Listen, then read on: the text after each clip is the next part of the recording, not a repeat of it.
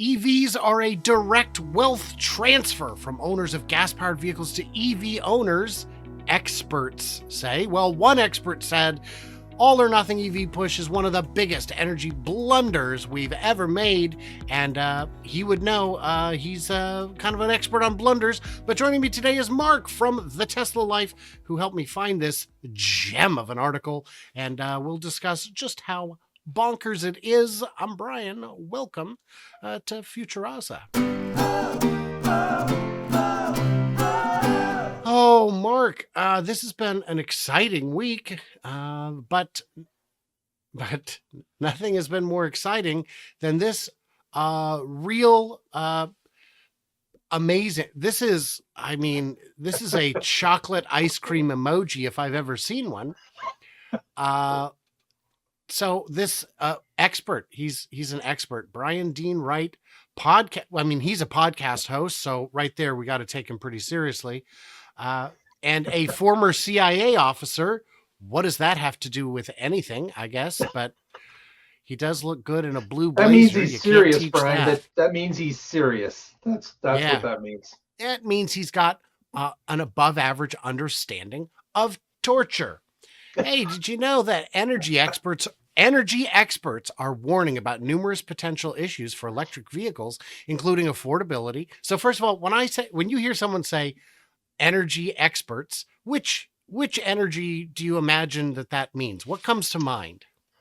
I would think that energy experts would be the petroleum group that is kind of concerned about what's going on. Yeah. When you say, if you were to take all energy experts, I'm going to say 90% of them are in some form of fossil fuel, because 90% of energy is fossil fuel. They're warning about potential issues for electric vehicles, including affordability. Well, that's not their concern.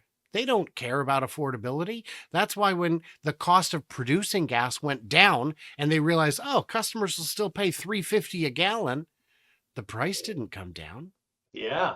We learned some lessons there, including range, including weather. There is 0% chance that energy experts are worried about weather. That is not infrastructure. Okay, finally a legitimate one. And economic concerns. Hey man, if I was with the fossil fuel lobby, I'd be worried. I'd have economic concerns too. But you're right. Weather is not in their wheelhouse at all. Even as government and car companies increasingly push them on Americans.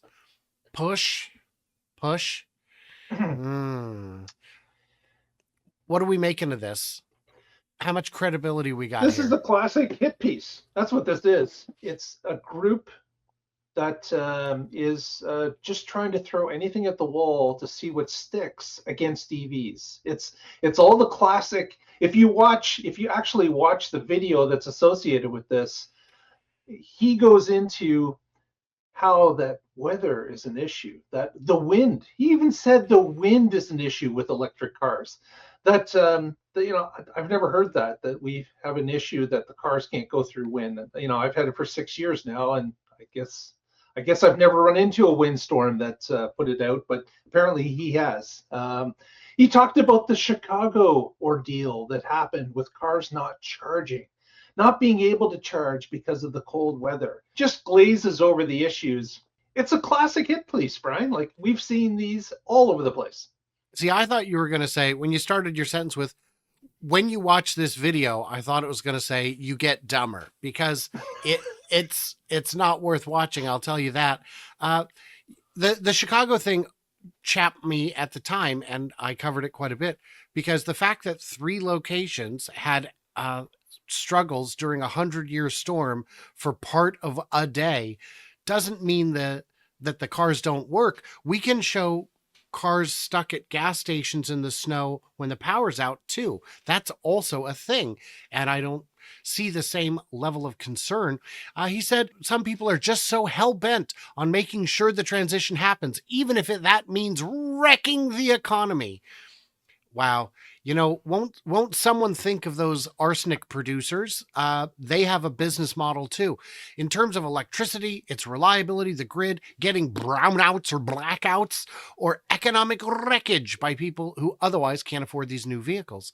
Um, California famously had a problem with blackouts and brownouts. You know, EV adoption has only gone up in California. And I don't know if you know this, but last summer, there were zero blackouts and brownouts related to energy supply. There, of course, will always be power outages due to a driver crashing into a pole or the increasingly common weather related disasters. But they're worried about weather, so I'm giving them a pass on that. Let me interject with weather. You know what other brown things that California had a problem with? Brown air. That was a problem that California had back in the 70s and 80s.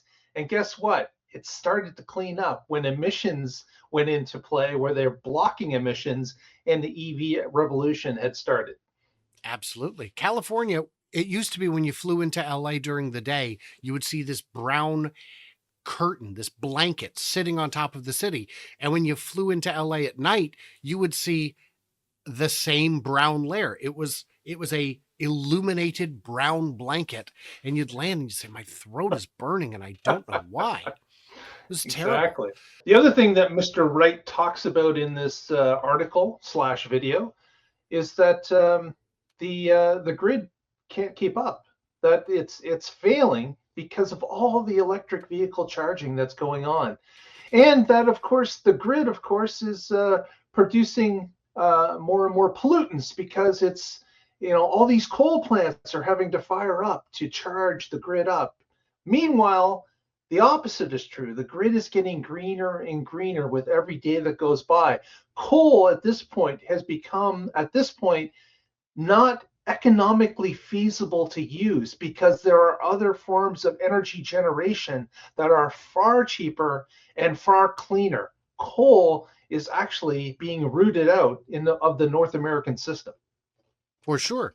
We saw a lot of very angry political commercials years ago saying all this green energy is killing coal country. No, fracking did that. Fracking is what killed coal country because natural gas is easier to extract at scale than coal. So the whole thing is dishonest. And of course it is. That's what the point is. The grid has been stabilized by megapack type stationary storage and just a little bit of planning. There was one day last summer when they thought we might have a shortage, and the governor went on TV and said, hey, could you do me a favor? If you're charging your EV today, could you wait until tonight? And everybody said, yeah, that's fine. And there was no issue. The Yeah. cost, that cost is being shouldered by buyers and car companies by raising the price of gas powered vehicles, which is basically just a direct wealth transfer, just paying for EV subsidies, and that will grow over time. If we keep this regime in place, oh, the CIA knows regimes. Who are you going to install, good sir? So whenever I hear people complaining that subsidies for X or Y is too great, or that spending for X, or, why are we spending money on this when we could pay our teachers better? Look, we could cut all funding and we're still not going to give our teachers a pay raise. That's just not how we do it. We're not waiting for tax revenue to show up to spend it. That is Yeah. not how it works, unfortunately, or I guess fortunately, it depends on your perspective. But this isn't an either or. He's just mad because maybe he thinks his viewers are genuinely stupid, and maybe they are. Maybe that's his business model. Yeah. Wright said California is likely a really sad test case. It's a really sad test case for what the rest of the country could face, where he said it currently costs $250 an hour to service an EV. Hey, have you ever been to a mechanic?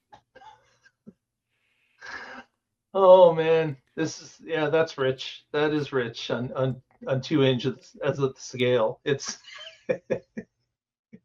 Ah, And Yeah. like it's scare tactics, right? Like he's just throwing things at people that really don't know or don't want to know, and he's just pointing out all these scare tactics to keep people away. I would say if you have some interest in an EV, go test one. Go talk to people that drive them already. Go to some event like's happening in Portland coming up shortly, where you can actually talk to people who own the vehicles. They're not selling them. They're not dealers. Talk to real owners. That's the way to do it. On Sunday, April 28th, we have a ride and drive event at the Daimler plant on Swan Island in Portland. There will be dealers there, but they're not selling cars. They're showing you cars because the cars sell themselves, but there will be hundreds of owners there as well. We will have speakers. We will have food. We might even have prizes. I have no idea on that front. I always bring swag with me, so come find me and you get something for free. This is really crazy. It's a really sad test case in California. Uh, and Californians by 2035 will not be allowed to buy new gas-powered cars and light trucks. Now, I thought that these people believed in states' rights. The state has the right to determine what's best for the state. Things that make sense in a place like Hawaii or Alaska or Colorado or Florida might not make sense in a place like California, where you have a bunch of people and a mountain range that traps the smog in. That's why states get to make rules for themselves. And it's just crazy. Adding on to this, Bennett discussed the $7,500 tax credit, which is one small part of the whole equation when it comes to what the government is doing to subsidize EV production. What? What is bigger than that? That's a big chunk, right? $7,500 off a car. That's certainly a nice incentive for a family or individual to purchase a car. Yes. I just got to the next paragraph, Mark.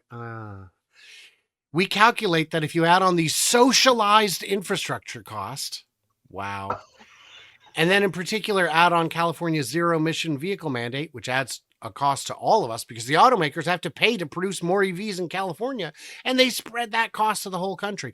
So what he's saying is he doesn't understand the climate and politics and tax. What? This is just dumb. This is just dumb.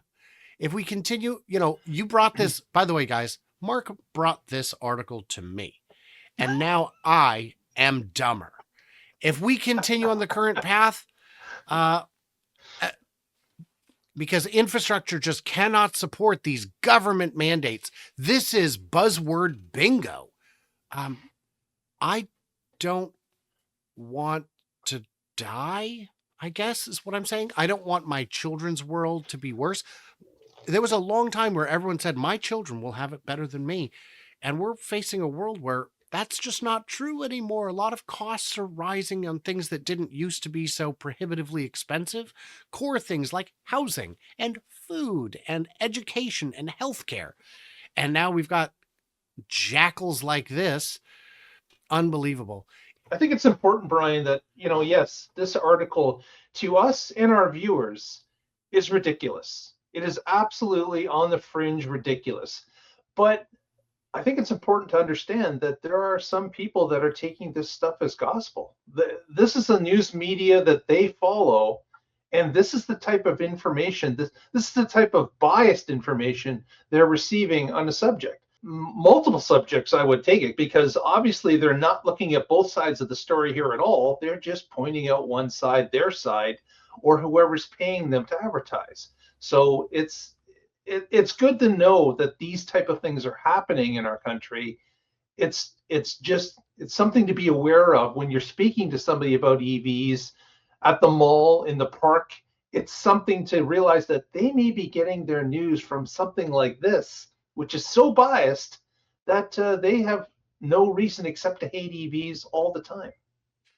So we're going to have to rapid fire this because it's getting this. We could cover this for days. EVs have been pitched as a gadget through powerful marketing, but argue that people are now rethinking the decision after hearing stories about their unreliability from us right now in this article. The main reasons are attributable to what he calls range anxiety. Okay. The lack of charging infrastructure. Okay. And the high cost of EVs themselves. He explained that. So this is what I love. Level 1, for example, is what you plug into your wall at home, while level 3 chargers are basically a gas station. Level 2 chargers can be installed at home, but they cost $2 to $4 grand to install. Wow. I got a deal. I got my level 2 put in last week. The parts were about $300 because I needed quite a 60-foot run of 8-gauge wire.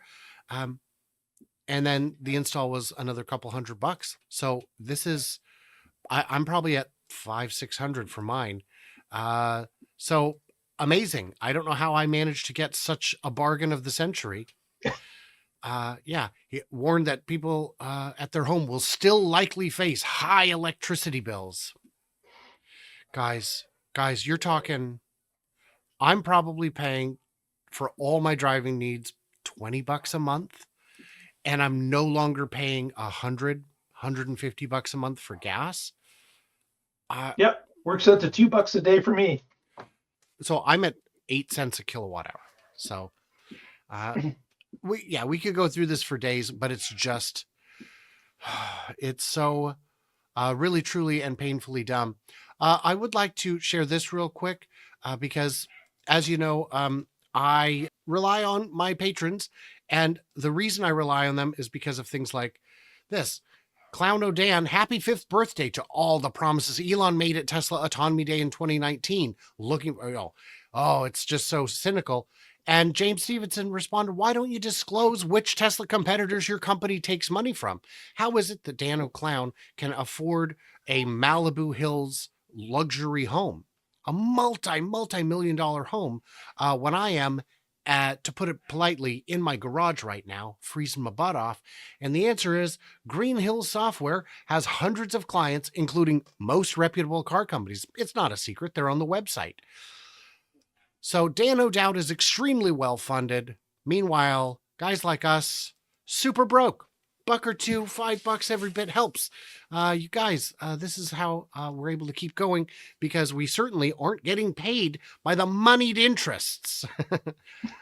Certainly not on the gasoline side, and I assure you, not on the EV side either, because that's not a thing they do. That's not a thing they have to do.